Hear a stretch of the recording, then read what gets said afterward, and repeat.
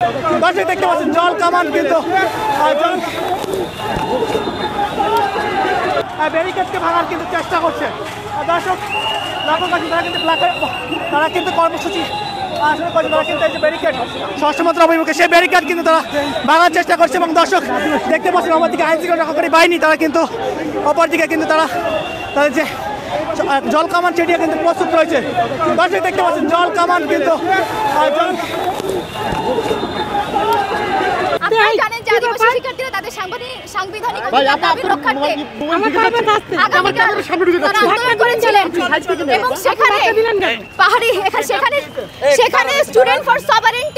হামলা করে এবং আজকে তার প্রতিবাদে আমরা রাজপথে নেমেছি শিক্ষার্থীরা।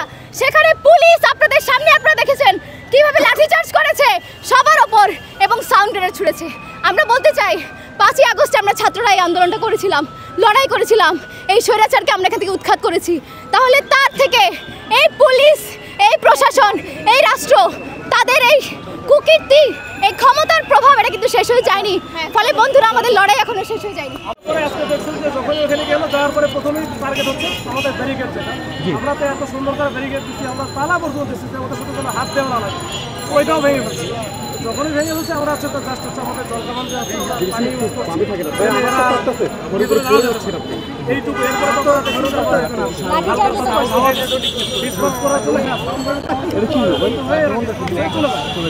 এইটুকুই আমাদের উদ্দেশ্য। আমাদের উদ্দেশ্য হচ্ছে ডিসপার্স করা।